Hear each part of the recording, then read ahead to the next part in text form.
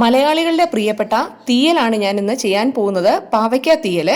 കുറച്ച് കയ്പുണ്ടെങ്കിലും വളരെ ടേസ്റ്റി ആയിട്ടുള്ളൊരു പാവയ്ക്ക തീയൽ. അപ്പോൾ എണ്ണയൊന്നും ചേർക്കാതെ തന്നെ, എണ്ണ ഒട്ടും ഞാൻ ചേർക്കുന്നില്ല. അപ്പം നമുക്ക് എങ്ങനെയാണ് ഈ തീയൽ ഉണ്ടാക്കുന്നത് നോക്കാം. Welcome back to my channel Lisamas food and tips. അപ്പം ലിസമാസ് ഫുഡ് ആൻഡ് ടിപ്സ് ആദ്യമായിട്ടാണ് കാണുന്നതെങ്കിൽ ലൈക്ക് ചെയ്യാനും ഷെയർ ചെയ്യാനും സബ്സ്ക്രൈബ് ചെയ്യാനും മറക്കരുത്. അപ്പം നമുക്ക് ഈ ടേസ്റ്റി ആയിട്ടുള്ള തീയൽ എങ്ങനെയാണ് ഉണ്ടാക്കുന്നത് നമുക്ക് നോക്കാം. ഇന്ന് ഉണ്ടാക്കാൻ പോകുന്നത് ഒരു പാവയ്ക്ക തീയലാണ്. അപ്പൊ തീയൽ എല്ലാവർക്കും ഇഷ്ടമാണ്, വളരെ ടേസ്റ്റിയാണ്. ചോറിന്റെ കൂടെയും ചപ്പാത്തിയുടെ കൂടെ ഒക്കെ കഴിക്കാൻ വളരെ നല്ലതാണ്. ഷുഗർ പേഷ്യൻസിനൊക്കെ ഈ പാവയ്ക്ക എന്ന് പറഞ്ഞാൽ വളരെ നല്ലതാണ്. അല്ലാത്തവർക്കും കഴിക്കാം. ഇഷ്ടമുള്ളവർക്ക് അതൊക്കെ ജ്യൂസ് ഒക്കെ അടിച്ചു കുടിക്കാവുന്നതാണ്. അപ്പൊ ഞാനിവിടെ ഒരു 3 പാവയ്ക്കയാണ് എടുത്തിരിക്കുന്നത്. അത് ഇതുപോലെ അരിഞ്ഞു വെച്ചിട്ടുണ്ട്. ഇനിയിപ്പോ ഇതുപോലെ അരിയണമെന്ന് നിർബന്ധമൊന്നുമില്ല, നിങ്ങൾക്ക് ഇഷ്ടമുള്ള രീതിയിൽ അരിയാം. കുറച്ച് കനം കുറച്ച് അരിഞ്ഞാൽ അത്രയും നല്ലത്. പെട്ടെന്ന് നമുക്കൊന്ന് വെന്ത് കിട്ടും. എന്നാൽ ഒരുപാട് അങ്ങ് തിന്നാക്കുകയും വേണ്ട. അപ്പൊ ഈ ഒരു വലുപ്പത്തിലാണ് അരിഞ്ഞിരിക്കുന്നത്. അത് നമുക്കൊരു പാത്രത്തിലേക്ക് ഇട്ട് കൊടുക്കാം. അപ്പൊ ഞാൻ ഈ ഒരു പാത്രത്തിലാണ് ഇടുന്നത്. നമുക്ക് ഈ പാവയ്ക്ക മൊത്തം ഇതിലേക്ക് ഇട്ട് കൊടുക്കാം. നമ്മൾ പാവയ്ക്കയൊക്കെ പാത്രത്തിലേക്ക് ഇട്ട് കൊടുത്തിട്ടുണ്ട്. ഇനി ഒരു 1/2 കപ്പ് വെള്ളം നമുക്ക് ഒഴിച്ചു കൊടുക്കാം. ഇതൊന്ന് വെന്ത് കിട്ടണം. അതിനാവശ്യത്തിനുള്ള വെള്ളം എന്ന് പറഞ്ഞാൽ ഒരുപാട് അങ്ങ് ഒഴിക്കുകയും വേണ്ട. പിന്നെ നമുക്ക് ഇതിനാവശ്യമായിട്ടുള്ള ഉപ്പ്, ഞാനിവിടെ ഒരു 2 സ്പൂണ് ഉപ്പ് ചേർക്കുന്നുണ്ട്. പിന്നെ നമുക്ക് ഇതിലേക്ക് വേണ്ടത് ഒരല്പം മഞ്ഞൾപ്പൊടി. ചിലർ പാവയ്ക്ക എടുക്കുമ്പോൾ പാവയ്ക്കയ്ക്ക് കയ്പാന്ന് വിചാരിച്ച് മഞ്ഞൾപ്പൊടി ഇടാറില്ല. അത് നിങ്ങളുടെ ഓപ്ഷനിലാണ് കേട്ടോ, വേണമെങ്കിൽ ഇട്ടാൽ മതി. ഞാനിപ്പോൾ എന്തായാലും ഒരു 1/4 സ്പൂണ് മഞ്ഞൾപ്പൊടി ഇടുന്നുണ്ട്. പിന്നെ നമുക്ക് കുറച്ച് കറിവേപ്പില വേണം, അതും കൂടെ ഇതിലേക്ക് ഇട്ട് നമ്മൾ ഒരു പാത്രത്തിലേക്ക് എല്ലാം ഇട്ട് കൊടുത്തിട്ടുണ്ട്. മഞ്ഞൾപ്പൊടി, ഉപ്പ്, കറിവേപ്പില, വെള്ളം ഇത് ചേർത്ത് കൊടുത്തിട്ട് നമുക്കിത് നന്നായിട്ടൊന്ന് മിക്സ് ചെയ്ത് കൊടുക്കാം. അപ്പൊ നമ്മൾ എല്ലാം മിക്സ് ചെയ്ത് കൊടുത്തിട്ടുണ്ട്. ഇനി നമുക്കൊരു അടപ്പ് വെച്ച് ഒന്ന് അടച്ചിട്ട് ഇനി ഇത് ഗ്യാസേ വെച്ച് നല്ലതായിട്ട് നമുക്കൊന്ന് വേവിച്ചെടുക്കണം. അപ്പൊ ഞാനിത് ഗ്യാസിലോട്ട് വെച്ച് കൊടുത്തിട്ടുണ്ട്.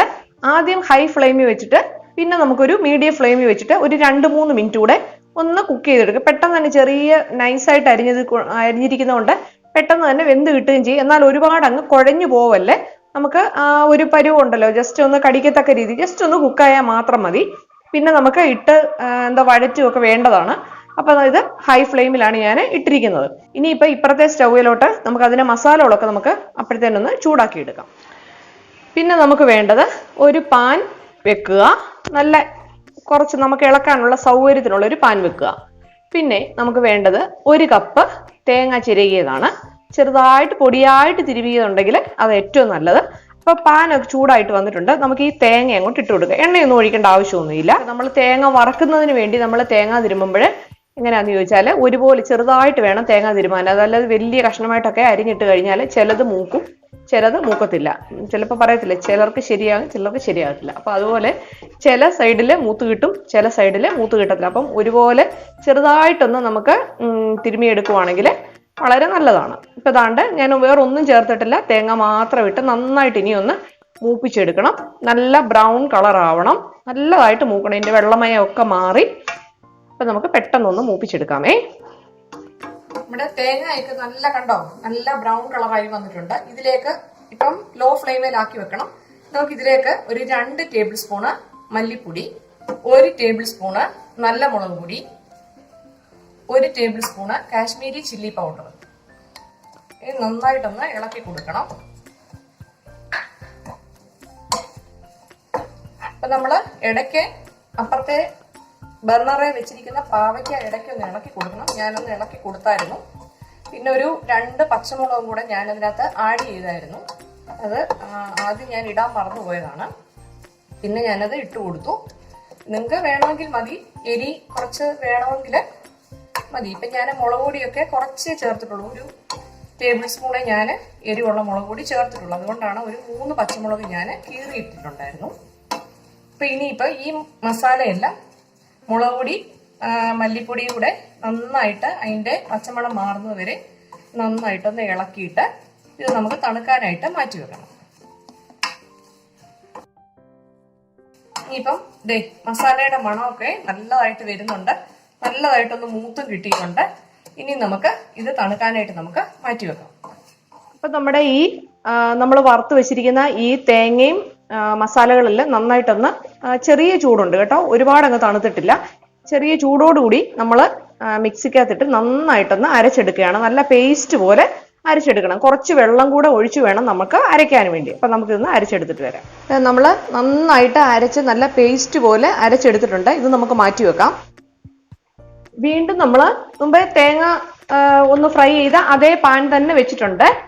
ഞാൻ എണ്ണയൊന്നും ഒഴിച്ചിട്ടില്ല.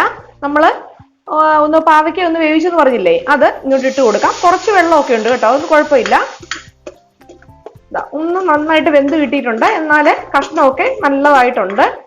ഇനി ഇപ്പം നമുക്ക് ഇതിലേക്ക് നമ്മുടെ ഈ അരപ്പങ്ങോട്ട് ഒഴിച്ചു കൊടുക്കണം.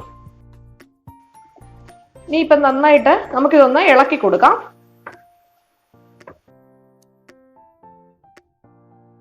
ഇതിലേക്ക് പിന്നെ നമുക്ക് ഒരു ചെറിയൊരു നെല്ലിക്ക വലിപ്പത്തിലുള്ള ചെറിയ വാളംപുളി ഉണ്ടല്ലോ, അത് നമുക്ക് ആവശ്യമുണ്ട്. അതിന്റെ നീര് നമുക്ക് അല്പം എടുത്ത് മാറ്റി വെക്കണം. ഞാൻ വേണ്ട ഇത്രയും നീരെടുത്തിട്ടുണ്ട്, മാറ്റി വെക്കാം, ഇപ്പൊ ഒഴിക്കണ്ട.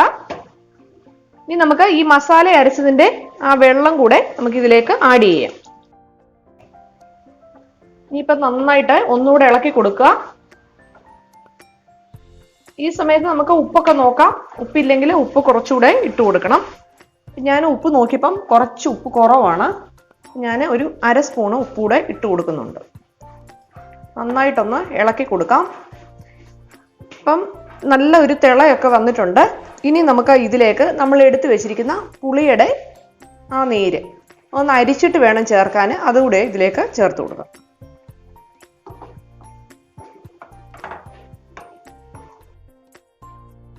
ഇപ്പം നമുക്ക് ഇതിൻ്റെ ആ കയ്പും പുളിയും എല്ലാം നമുക്കൊന്ന് ബാലൻസ് ചെയ്യാൻ വേണ്ടി ഒരല്പം ശർക്കര, ഒരു പൊടിക്ക് ശർക്കരയോട് നമുക്ക് ഇട്ട് കൊടുക്കാം. ഒരു പൊടിക്ക് മതി കേട്ടോ, ഒരു ടീസ്പൂൺ ഞാൻ എടുത്ത് കാണും ശർക്കര. ശകലം മതി, ശർക്കര ഇല്ലെങ്കിൽ പഞ്ചസാര ആണെങ്കിലും ചേർത്താൽ മതി. നന്നായിട്ടൊന്ന് ഇളക്കി കൊടുക്കുക. നല്ലതായിട്ട് തിളച്ചതിന് ശേഷം നമുക്കിത് മാറ്റി വെക്കാം. ഇത് നമുക്ക് മാറ്റി വെക്കാം. ഇനി ഇപ്പം നമുക്കൊന്ന് കടുക് പൊട്ടിക്കാനുണ്ട്. ഒരു പാൻ വെച്ച് കൊടുത്തു. നമ്മൾ ഒരു ടേബിൾ സ്പൂണ് വെളിച്ചെണ്ണയാണ് ചേർത്ത് കൊടുക്കുന്നത്. വെളിച്ചെണ്ണ ചേർത്ത് കൊടുത്താലേ അതിൻ്റെ ആ കറക്റ്റ് ടേസ്റ്റ് നമുക്ക് കിട്ടത്തുള്ളൂ. വെളിച്ചെണ്ണ ഒന്ന് നന്നായിട്ട് ചൂടായതിനു ശേഷം നമുക്കൊരല്പം കടുക് ഇട്ട് കൊടുക്കാം. കടുക് നന്നായി ചൂടായതിനു ശേഷം കറിവേപ്പില, ചെറിയ കൊച്ചുള്ളി ചെറുതായിട്ട് അരിഞ്ഞത്, പിന്നെ 2-3 വറ്റൽ മുളക്, 2 വെളുത്തുള്ളി, അത്രയും ചേർത്തിട്ട് നമുക്ക് നന്നായിട്ടൊന്ന് കടുക് വറുത്ത് നന്നായിട്ടൊന്ന് മൂപ്പിച്ചെടുക്കണം. ഇപ്പോഴാണ് ഇതിനകത്ത് എണ്ണ ഒഴിക്കുന്നത് കേട്ടോ. നമ്മൾ പാവയ്ക്കായോ അല്ലെങ്കിൽ തേങ്ങയൊന്നും വറുത്തപ്പോഴൊന്നും നമ്മൾ എണ്ണ ചേർത്തിട്ടില്ല. ഈ കടുക് വറുക്കാൻ മാത്രമുള്ള എണ്ണയെ നമ്മൾ ചേർക്കത്തുള്ളൂ. എല്ലാം നന്നായിട്ട് മൂത്ത് വന്നിട്ടുണ്ട് കണ്ടോ. ഇനി നമുക്ക് സ്റ്റൗ ഓഫ് ചെയ്യാം. നമ്മുടെ പാവയ്ക്ക തീയൽ ഇവിടെ റെഡി ആയിട്ടുണ്ട്. നമുക്കിനി ഇതിലേക്ക് ചേർത്ത് കൊടുക്കാം.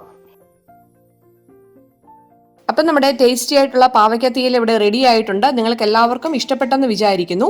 ഇഷ്ടപ്പെട്ടെങ്കിൽ നിങ്ങൾ ഇപ്പോൾ തന്നെ ഒന്ന് ലൈക്ക് ചെയ്ത് സപ്പോർട്ട് ചെയ്യണം. അപ്പം നമുക്ക് വീണ്ടും അടുത്ത പുതിയൊരു അടിപൊളി വീഡിയോയുമായിട്ട് വരുന്നത് വരെ ബൈ ബൈ.